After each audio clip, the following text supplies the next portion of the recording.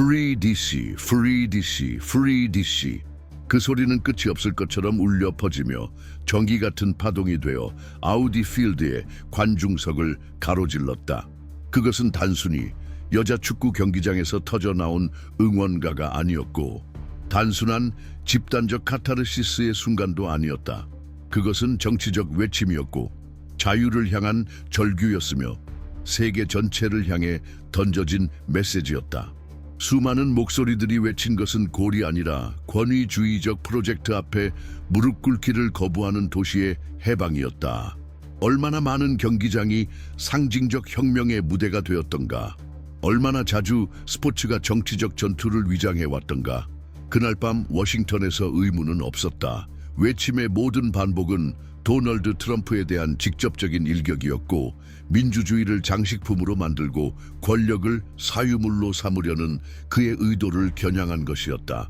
무엇이 다양한 대중을 겉보기에 평범한 경기의 한순간에 하나의 목소리로 결집하게 만든 것일까? 무엇이 남성과 여성, 가족 전체를 응원가 대신 정치적 구호로 이끌었을까? 그것은 조직된 선전도 아니었고 공식 마이크도 없었으며 정치 캠페인에서 배포한 피켓도 없었다. 그것은 유기적이고 본능적이며 도시라는 집단적 몸이 스스로를 드러낼 틈을 찾아낸 순간이었다. 그리고 그 대상은 분명했다. 멀리 알래스카에서 굴욕적인 외교의 흔적을 안고 돌아오던 도널드 트럼프. 그는 세계의 힘의 이미지를 팔려 했지만 실제로 가져온 것은 굴복의 흔적뿐이었다. 대조는 너무나 잔혹했다. 한쪽에서는 대통령 전용기를 타고 미국 영공을 비행하며 또 한 번 블라디미르 푸틴과의 회담에서 무력함을 드러낸 트럼프가 있었고 다른 한쪽에서는 평범한 시민들이 경기장에서 그들의 도시 자유를 외치고 있었다. 진정한 권력은 화려한 외교 행사나 붉은 카펫이 아니라 굴복을 거부하는 시민들의 용기 속에 있었다. 과연 누가 진정으로 나라를 다스리고 있었던가? 국제 무대에서 고개를 떨군 대통령인가? 아니면 경기장을 상징적 참호로 바꾼 시민들인가? 아우디 필드의 상단 좌석에 앉아있던 누군가를 상상해보라. 아마 매일같이 권위주의와 정치적 폭력에 대한 뉴스를 보며 지쳐있던 학생이었을 수도 있다. 그는 갑자기 자신이 혼자가 아님을 깨달았을 것이다. 혹은 자신의 목소리가 아무 의미도 없다고 믿어왔던 한 노동자였을 수도 있다. 그러나 그 순간 외침에 합류하며 집단 속에서 힘을 느꼈을 것이다. 모든 목소리는 두려움의 벽을 향한 파편이 되었고 반복되는 프리 DC는 워싱턴이 한 남자의 소유물이 아님을 선언했다. 권위주의자가 가장 두려워하는 것은 바로 이 집단적 거부다. 역사는 늘 작은 디테일에서 그려진다. 트럼프는 다음 날 헤드라인이 푸틴과의 회담, 외교적 연출, 권위를 전달하기 위해 조작된 사진들로 채워질 것이라 생각했을지 모른다. 그러나 세상을 뒤흔든 이미지는 달랐다. 수천 명의 시민들이 하나 되어 도시의 해방을 외치는 모습이었다. 권력을 절대적 상징으로 세우려던 한 지도자가 궁궐도 연설도 칭호도 없이 오직 용기만으로 외치는 목소리들에게 무너져 내린 순간이었다. 하지만 워싱턴을 해방하라는 말은 무엇을 의미하는가? 무엇으로부터의 해방인가? 수도는 언제나 정치적 갈등의 중심지였고 연방 권력과 지역적 자율성 사이에서 긴장을 겪어왔다.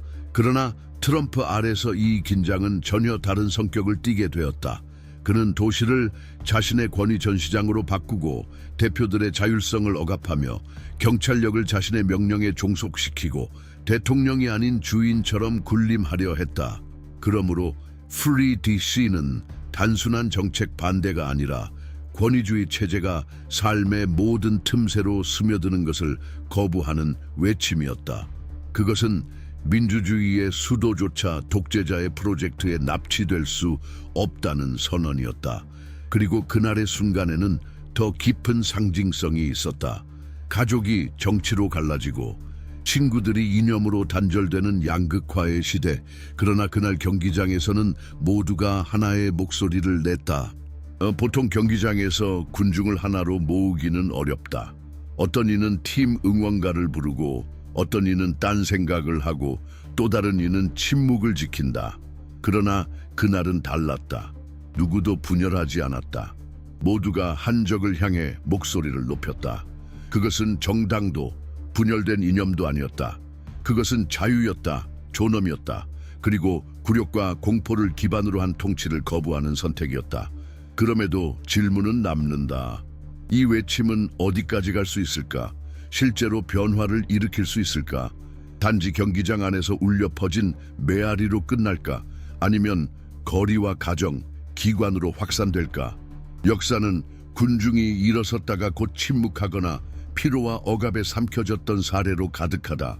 오브디 필드의 외침이 살아남을 수 있는가는 그것이 정치적 행동과 조직, 그리고 실질적 저항으로 변모할 수 있는가에 달려있다. 그렇지 않다면 단지 특별한 밤의 기억으로 남을 뿐일 것이다. 그러나 그 순간 아무도 내일을 생각하지 않았다. 그 순간 외침은 살아있었고 창처럼 날카로웠다. 비행기 안의 트럼프도 이 소식을 보고받았을지 모른다.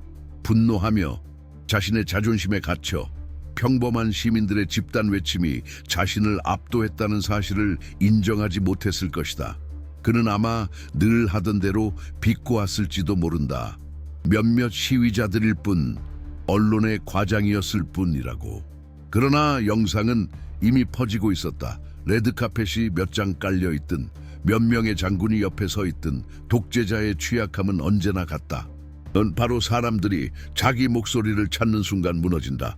그리고 지금 이 이야기를 듣는 당신은 그 무게를 느낄 수 있는가? 정부 고위 인사들의 등골을 서늘하게 만든 그 장면을 상상할 수 있는가? 수도 전체가 자유를 외친다면 절대적 통제라는 환상은 얼마나 허약해 보일 것인가? 경기장 하나가 무너뜨린 허상이라면 거리 전체가 일어설 때 무엇이 무너지지 않겠는가? 그날 밤 아우디 필드는 단순한 스포츠 무대가 아니었다. 그것은 가장 순수한 정치였고 가장 본질적인 시민 의식이었다. 그것은 굴복과 저항을 가르는 얇은 경계였다. 그리고 그것은 위협 속에서도 협박 속에서도 자유를 선택한 한 도시의 결단이었다. 단순해 보일지라도 그 외침은 어떤 외교 행사도 어떤 레드카펫도 막을 수 없는 흐름의 시작일지 모른다. 경기장은 말했다. 도시는 응답했다. 이제 남은 질문은 단 하나다. 과연 그 외침은 어디까지 울려 퍼질 것인가? 한 국민이 자기 대통령이 하위 직원처럼 대우받는 모습을 본다는 것은 무엇을 의미할까? 국가의 가장 오랜 역사적 적수 중 하나를 마주한 자리에서 국가 원수가 목소리를 높이지 않고 한계를 설정하지 않으며 원칙을 지키지 않는 모습을 보았을 때 우리는 어떻게 반응해야 할까? 지정학 전문가가 아니더라도 이러한 장면에서 느껴지는 본능적인 불쾌함은 누구나 공감할 수 있다. 일반 시민이라도 이 장면을 보며 굴욕의 본질을 즉각적으로 느낄 수 있다. 그것은 우정이라는 환상과 맞바꾼 존엄의 포기였다. 많은 이들에게 그 장면은 이렇게 보였다. 가족의 가장이 되어야 할 사람이 집에 돌아오며 패배한 모습으로 진실을 말할 용기도 문제를 직면할 힘도 없이 모든 것을 포장하려 드는 것처럼 보였다.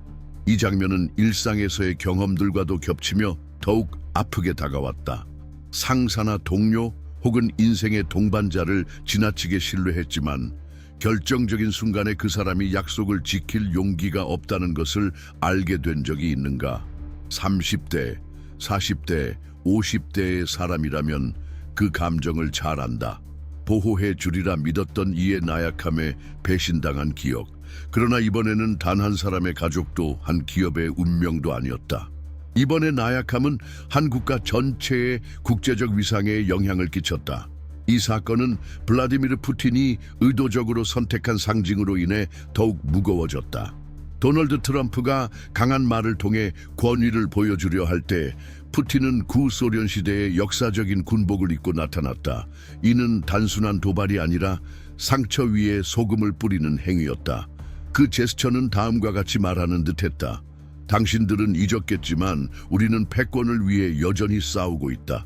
그리고 그 앞에서 도널드 트럼프는 어떻게 반응했는가 미소를 지었고 칭찬을 했으며 가까이 다가가려 했다. 다시 한번 미국을 다시 위대하게 만들겠다고 외치던 그 남자는 맞서 싸워야 할 상징 앞에 무릎을 꿇었다. 이 복종은 군 의전 행사에서도 명확히 드러났다. 도널드 트럼프는 미국의 군인들, 국가를 외부의 위협으로부터 지키겠다고 맹세한 남녀 장병들에게 러시아 지도자를 맞이하기 위해 무릎 꿇고 레드카펫을 펼치라고 지시했다. 이 광경은 끔찍했다. 푸틴과 같은 위협에 맞서기 위해 존재하는 군대가 바로 그 적을 환대하기 위한 연출 소품으로 전락했다. 이를 지켜보던 사람들은 묻지 않을 수 없었다. 이게 무슨 메시지를 전달하는가? 어떤 최고 사령관이 자국의 수호자를 적의 하인처럼 만들 수 있는가? 이 연극 같은 장면을 보며 목이 메이지 않을 수 없었다. 평생 자녀에게 명예와 존중을 가르쳐온 많은 부모들이 군복을 입고 무릎 꿇은 병사들을 보며 깊은 모욕감을 느꼈다. 그것은 단순한 외교 정책이 아니었다. 그것은 국가의 정체성이었고 수세대 동안 조국에 대한 개념을 형성해온 가치들이었다. 냉전을 직접 겪은 이들에게는 그 장면이 악몽처럼 느껴졌다. 한때의 적이 이제는 우리 집 안에서 주인처럼 대접받는 모습. 또 하나 주목할 만한 세부 사항이 있었다. 도널드 트럼프의 신체적 정서적 상태였다. 그는 레드카펫 위를 걷는 동안 불안정하고 머뭇거리며 몸이 연출을 따라가지 못하는 모습이었다. 많은 사람들은 그것이 그의 혼란스러운 정신 상태의 반영이라고 느꼈다. 고든 길을 걷지 못하는 자가 지도자가 될 수 있을까? 그의 수행단의 얼굴을 보면 그 분위기는 더욱 뚜렷했다. 모든 이들의 표정에는 긴장이 역력했고 눈빛은 공허했다. 모두가 패배의식을 느끼면서도 그것을 승리로 박수쳐야만 하는 상황. 그 불협화음은 견디기 힘들었다. 이 장면은 무능한 리더를 따라간 적이 있는 모든 이들의 기억을 건드린다. 용기를 보여주리라 믿었던 상사가 오히려 회피하는 모습을 본 경험. 국민을 대표하겠다며 당선된 이가 국내 문제보다 외국의 인정을 좇는 모습을 본 경험. 인생을 살아온 많은 남성과 여성에게 트럼프와 푸틴의 장면은 단순한 정치적 장면이 아니었다. 그것은 과거의 실망이고 믿었던 사람에게 속은 기억이고 말은 강했으나 행동은 약했던 이들의 메아리였다. 그러나 이 불편함 속에는 중요한 진실이 담겨 있다. 진실은 언제나 드러난다. 아무리 연설을 조율하고 참모들이 문장을 준비하고 카메라 각도를 조정해도 두 지도자가 마주 앉는 순간 진짜 위계질서는 드러난다. 그리고 그날의 만남에서 푸틴은 지배했고 트럼프는 복종했다. 그 무게의 균형은 러시아가 갑자기 강해져서가 아니라 미국 대통령이 자신의 책임을 피했기 때문에 무너진 것이었다. 우리는 일상에서도 그런 상황을 많이 본다. 겉보기의 평화를 위해 문제를 회피한 끝에 더 큰 대가를 치른 경험. 가정에서, 직장에서, 공동체에서 문제를 직면하지 않으면 그 문제는 더욱 커진다. 트럼프는 정확히 그렇게 했다. 그는 침묵을 선택했고 인위적인 미소를 택했으며 허상의 우정을 위해 굴종을 택했다. 그 결과는 즉각적이었다. 푸틴은 시간을 벌었고 선전을 얻었고 사기를 높였다. 그리고 미국은 다시 한번 존엄을 잃었다. 이 순간은 단순한 외교 실패로 기억되지 않을 것이다. 그것은 하나의 시대를 상징하는 장면으로 기억될 것이다. 외부의 적이 아니라 내부의 나약함이 민주주의를 위협했던 시대. 그리고 어쩌면 이것이 2025년을 사는 우리 모두에게 주는 가장 아픈 교훈일지 모른다. 진짜 위험은 바깥이 아니라 안에서 온다는 것. 우리가 허용한 것, 우리가 무시한 것, 우리가 정상으로 여긴 것들 속에서 자란다는 것. 트럼프는 푸틴에게만 패배한 것이 아니다. 그는 자기 자신에게 패배했다. 왜냐하면 그는 리더십이 아첨이 아니며 쇼도 아니고 허영도 아니라는 것을 끝내 이해하지 못했기 때문이다. 리더십은 용기이며 저항이며 가치 있는 것을 지키는 것이다. 아무리 대가가 크더라도. 그리고 우리가 이 지점까지 어떻게 도달했는지 이해하기 위해선 그 순간만이 아니라 그들의 전 과정을 들여다봐야 한다. 단지 이번 회담이나 최근 몇 달만으로는 부족하다.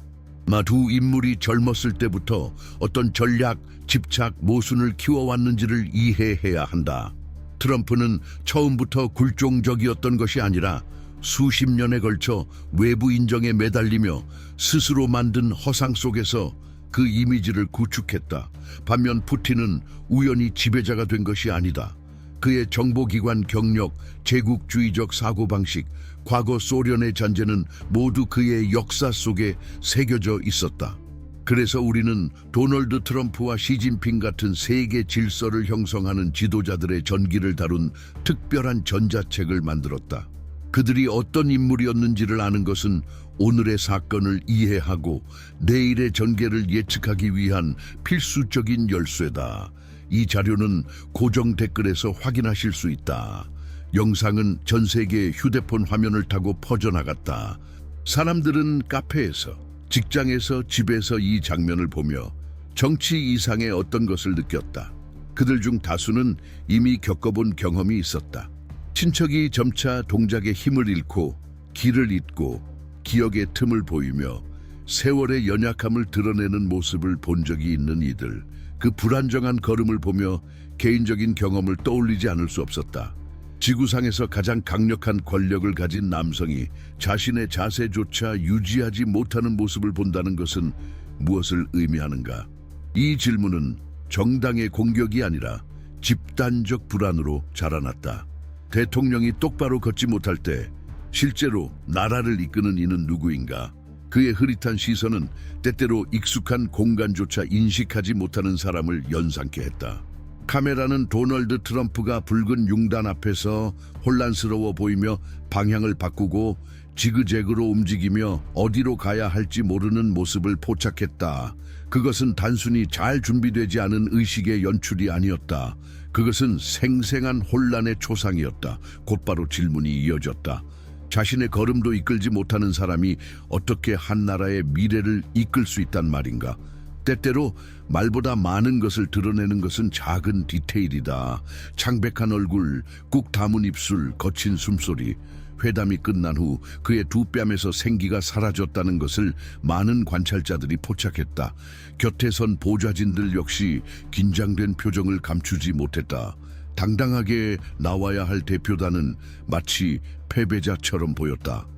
당신도 그런 경험이 있는가? 방에 들어서는 순간 아무도 말하지 않았지만 모두가 어떤 실패를 직감적으로 알고 있다는 공기를 느껴본 적이 있는가? 그 영상이 전한 느낌이 정확히 그랬다. 그렇다면 대통령의 몸은 단지 한 남자의 몸일 뿐일까? 그의 건강, 에너지, 신체적 존재감은 얼마나 한 국가 전체의 인식에 영향을 줄까? 도널드 트럼프의 약해진 육체는 그의 대통령직을 은유하는 상징이 되었다. 불안정하고 방향을 잃고 극적인 흥분과 급격한 활력 저하를 오가는 모습. 그리고 그 은유가 지속된다면 그것은 곧 미래를 암시한다. 이를 축소하려는 시도도 있었다. 대변인들은 장거리 이동에 따른 단순한 피로라고 반복했다. 반대 진영이 영상을 조작했다는 주장도 있었다. 그러나 인지 저하를 겪는 노인을 돌봐본 사람이라면 혹은 가까운 사람의 갑작스러운 행동 변화를 관찰해본 경험이 있다면 그런 퇴행의 신호를 알아보는데 의학 학위는 필요 없다. 그리고 이러한 집단적 직감은 쉽게 잠재울 수 없다. 동시에 모순도 커져갔다. 도널드 트럼프는 약화된 모습을 보이면서도 여전히 세계의 중심에 선 인물인 양 발언을 이어갔다. 그는 인터뷰에서 최상의 컨디션이라 했고 누구든 물리칠 수 있다고 말했다. 그러나 이미지와 현실 사이의 간극은 점점 더 뚜렷해졌다. 당신도 그런 사람을 본 적 있는가? 눈앞의 현실과 전혀 맞지 않는 말을 끈질기게 주장하는 상사나 동료. 모두가 실패를 알고 있는데도 승리를 외치는 그 이질감. 말과 진실이 어긋나는 순간 신뢰는 무너진다. 그리고 그것이 국제적 차원에서 벌어질 때 한 국가의 이미지도 함께 붕괴된다. 가장 불안했던 장면은 블라디미르 푸틴이 회담을 마치고 차량에 탑승하면서 지은 조용한 미소였다. 도널드 트럼프가 지친 얼굴을 한 채 남겨졌을 때 러시아 독재자는 리무진 안에서 조용히 웃고 있었다. 이 장면은 모든 순간 중에서도 가장 상징적이었다. 한쪽은 무너진 지도자, 다른 한쪽은 상대의 약함을 조롱하며 강해진 적. 타인의 연약함이 타인의 오락거리가 되는 경험만큼 잔혹한 일이 또 있을까? 그것이 인간관계에서도 고통스럽다면 국제 무대에서는 말할 것도 없다. 새로운 분석이 나올수록 점점 더 분명해졌다. 이것은 외교 정책이나 지정학의 문제가 아니었다. 그것은 존엄성의 문제였다. 도널드 트럼프는 블라디미르 푸틴과의 대결에서 단순히 패한 것이 아니었다. 그는 리더십을 보여줄 기회를 잃었고 동맹국의 신뢰를 잃었으며 가장 중요한 것은 국민 앞에서 자신의 이미지를 유지할 능력을 잃었다. 리더가 이 정도로 나약함을 드러낼 때 그를 믿었던 사람들은 어떻게 되는가? 여전히 그의 모든 행동을 정당화하려는 이들은 어디로 향할 것인가? 이 상황에는 인간적인 무엇인가가 깊이 배어 있다. 아마도 그렇기에 더욱 충격적으로 다가온다. 누구나 한 번쯤은 우상이라 믿었던 이의 몰락을 본 적이 있다.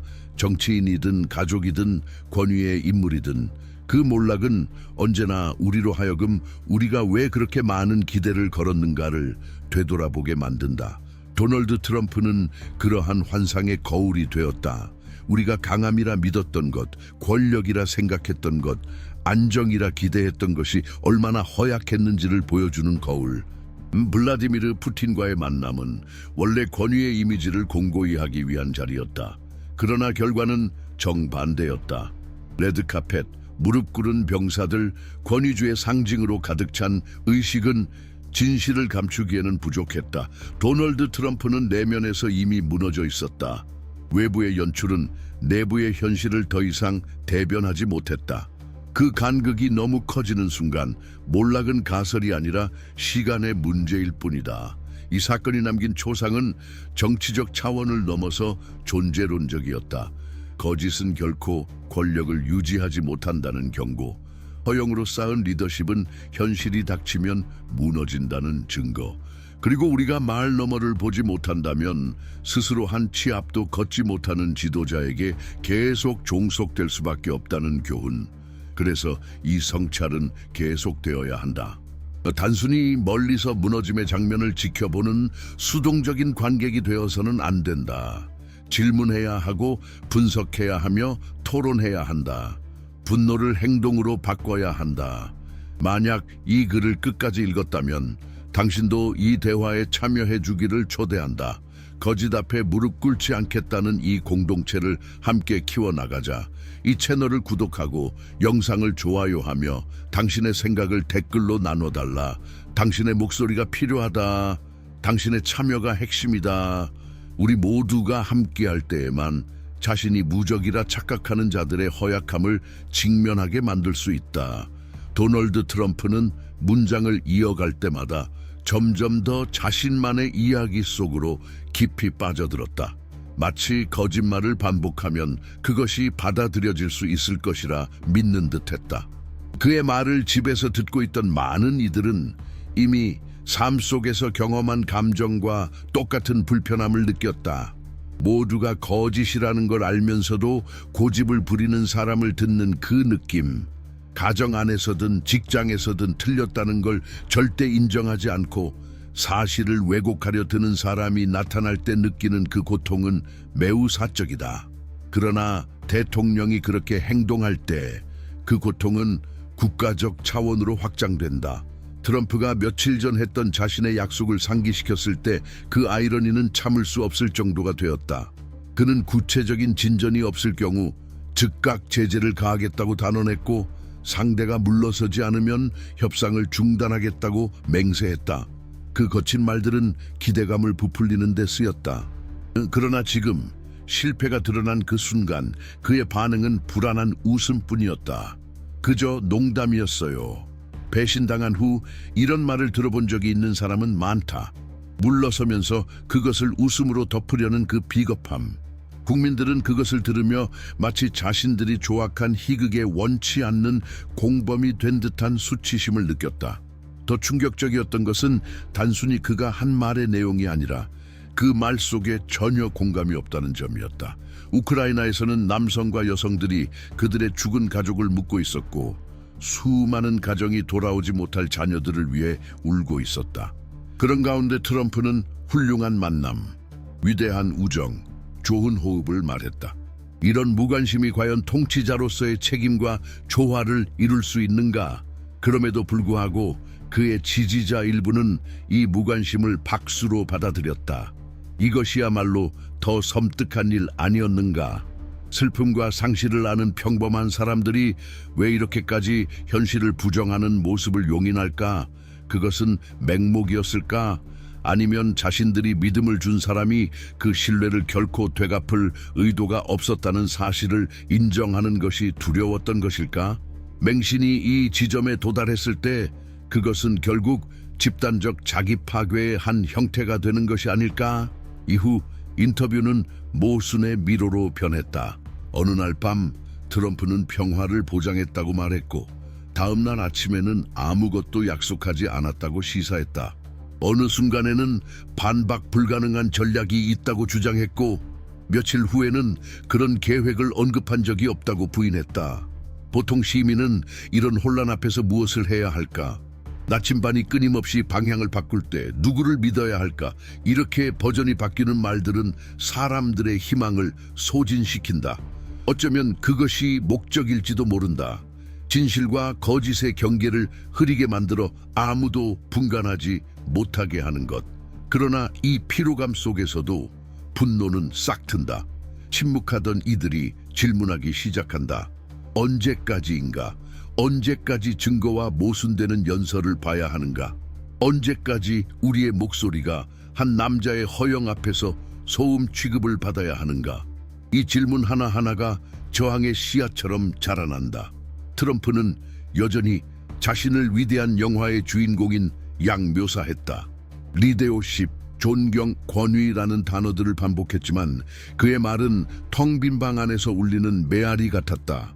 존경은 자화자찬으로 세워지는 것이 아니다. 리더십은 독백으로 강요할 수 없다. 권위는 두려움에서 비롯되지 않는다.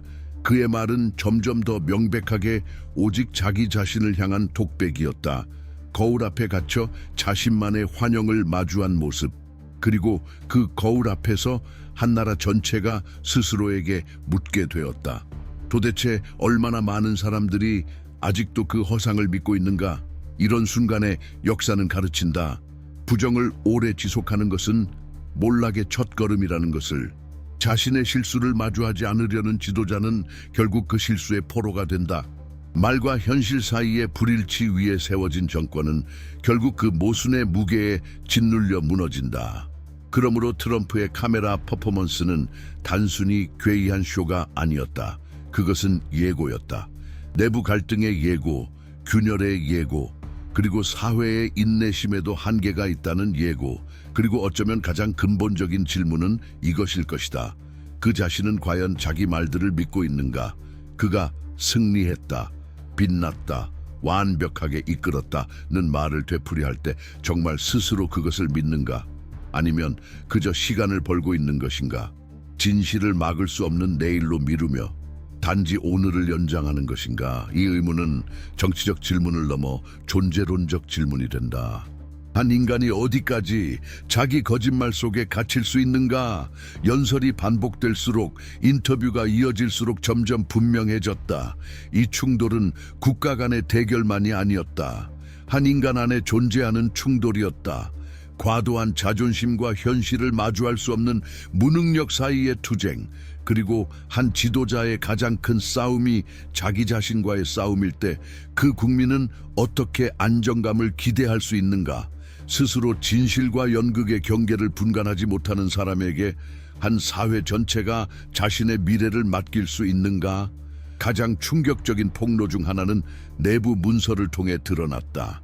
스페이스X 로켓과 우주 정복의 약속으로 찬사를 받던 그 기업이 사실상 연방 세금에 거의 기여하지 않았다는 사실이었다.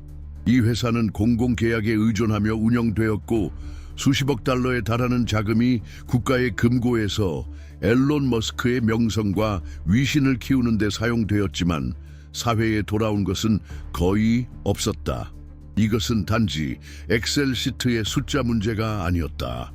그것은 도널드 트럼프의 권력이 어떻게 과두 정치가들과 공적 자금 사이의 다리로 기능했는지를 보여주는 단적인 사례였다.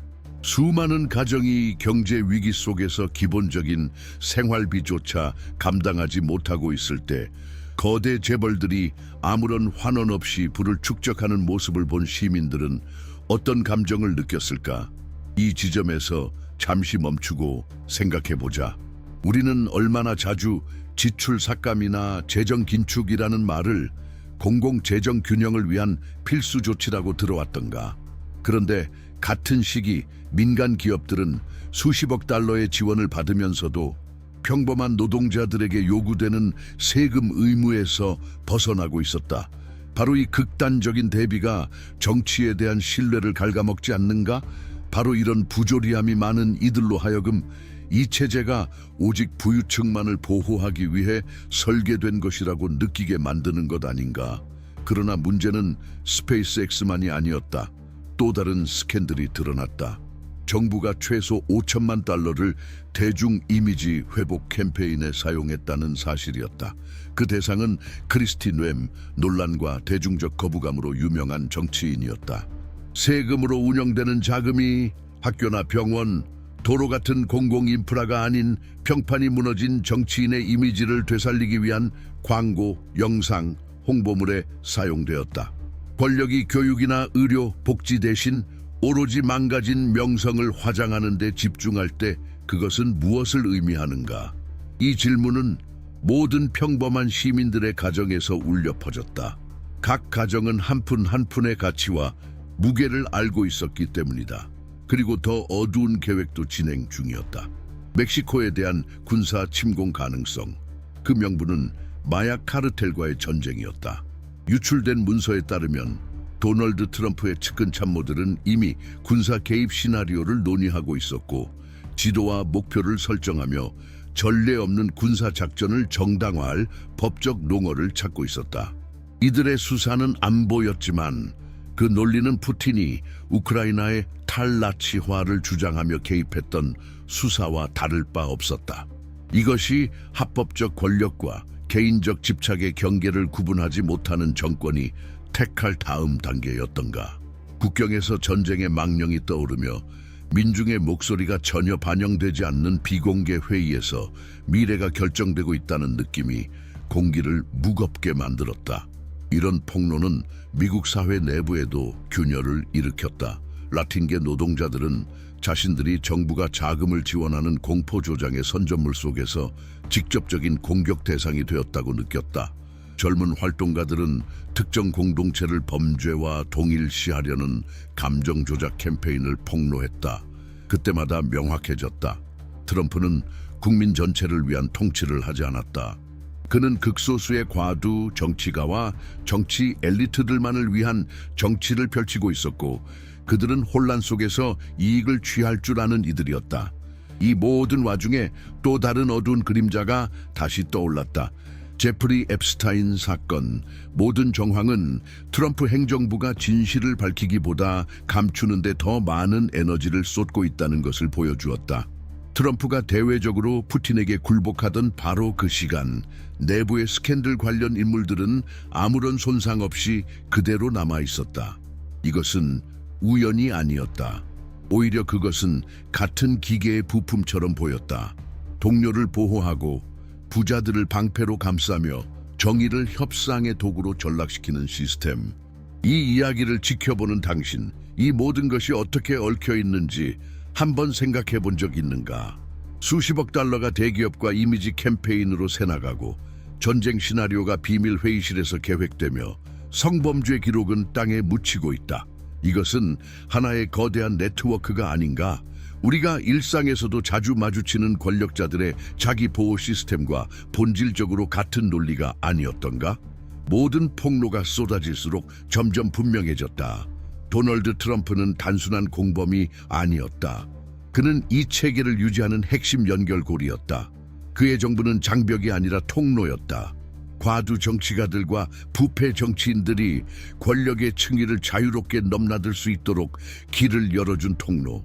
그는 스스로를 엘리트의 적이라고 선전했지만 실상 그는 그 엘리트들의 충실한 하수인이었다. 그리고 어쩌면 그것이 가장 잔혹한 진실이다. 민중을 해방시키겠다고 약속한 지도자가 오히려 그들을 더 깊이 옥죄는 체제의 중심축이 되어버린 것이다. 이 시점에서 많은 미국인들은 무언가가 내부에서 무너지고 있음을 느꼈다. 그것은 단지 경제만이 아니었고 외교 정책만도 아니었다. 조작된 게임 속에 갇혀 있다는 깊은 실감이었다. 승자는 언제나 동일했고 국민은 단 한 번도 이긴 적이 없었다. 지친 노동자들, 지원 부족에 허덕이는 교사들, 탈진한 간호사들.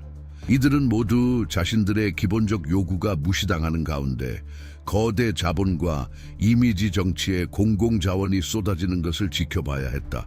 이 분노는 가라앉지 않았다. 그것은 조용히 쌓이고 있었고 폭발할 순간을 기다리고 있었다. 2025년에 그려지고 있던 그림은 안정이 아니라 억눌린 긴장이었다. 도널드 트럼프는 여전히 카메라 앞에서 웃고 있었고 여전히 문제를 부정하고 있었으며 존재하지도 않는 승리를 이야기하고 있었다. 그러나 그의 미소가 하나 나올 때마다 새로운 문서가 유출되었다. 그의 부정이 하나 나올 때마다 더 많은 목소리가 일어났다. 그리고 그의 공허한 연설이 하나 나올 때마다 더 많은 시민들이 진정한 전쟁이 외부의 적이 아니라 바로 이 특권 체제를 가능하게 만든 논리 그 자체임을 깨달아가고 있었다. 트럼프가 제프리 앱스타인의 직접적 공범인 기슬레인 맥스웰을 두둔한 그 제스처는 정의를 기대하던 이들에게는 복부를 강타하는 충격처럼 다가왔다. 네트워크의 생존자들이 여전히 삶을 재건하기 위해 싸우고 있는 동안 대통령은 인터뷰에 나와 미성년 소녀들을 유인하고 조종한 혐의를 받는 여인에게 행운을 빈다라는 말을 남겼다. 이것을 어떻게 설명할 수 있을까? 피해자를 외면하고 가해자에게 시선을 돌리는 지도자가 어떤 종류의 통치자일 수 있는가? 그 모순은 단순히 도덕적 문제만이 아니라 정치적 문제였다. 침묵의 공모는 정부를 폭력의 간접적 참여자로 만들고 있었다. 더 섬뜩한 것은 트럼프가 맥스웰을 방어하는 동시에 자기 자신을 방어하고 있었다는 사실이다. 마치 공범의 운명이 자신의 운명과 얽혀 있다는 듯이 매주 새로운 단서들이 드러났다. 외딴 저택에서의 모임, 개인 전용기 비행 기록, 은밀히 포착된 메시지들이 앱스타인이 은행, 대기업, 정부의 전략적 자리에 있는 남성들과 연결되어 있음을 보여주었다. 그러나 진실의 그림자가 다가올 때마다 무언가가 일어났다. 수사들이 중단되고 판사들이 압박을 받으며 문서들이 사라졌다. 누가 그렇게까지 이 비밀을 살려두고 싶어 했던 것일까? 그 네트워크는 상상력이 감히 도달하지 못할 만큼 거대해 보였다. 그것은 쾌락, 돈, 권력이 결탁한 거대한 거미줄이었고 트럼프는 그 중심에 있었다. 피해자가 아니라 수호자로서. 흥미로운 점은 그가 사건과 거리를 두려 했지만 가까움을 드러내는 흔적들을 감출 수 없었다는 것이다. 과거의 사진 속에서 그는 사적 파티에서 앱스타인과 함께 웃고 있었다. 과거의 증언들은 그가 친구를 두고 젊은 여성을 좋아하는 사람이라고 묘사한 발언을 상기시켰다. 대면하자 트럼프는 뒷걸음질 쳤다. 단순한 지인, 단순한 이웃, 단순한 우연이라고 말했다. 하지만 권력의 밀실에서 우연을 믿는 사람이 있을까? 초대가 제한된 사치스러운 파티들이 과연 우연히 열릴 수 있을까? 그 변명은 너무 허약했고 사건을 지켜보던 이들에게는 모욕적으로 들리기까지 했다. 한편 전 국가안보보좌관 존 볼턴은 자신의 폭탄 발언을 던졌다.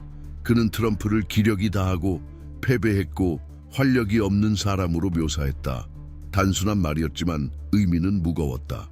외교회의 후조차 기력이 소진된 인물이라면 자신의 정치적 생존을 뒤흔들 비밀 앞에서는 어떻게 반응할까? 그것은 육체의 피로만이 아니라 영혼의 피로였다. 이 약함의 이미지는 더욱 선명한 대비를 만들었다.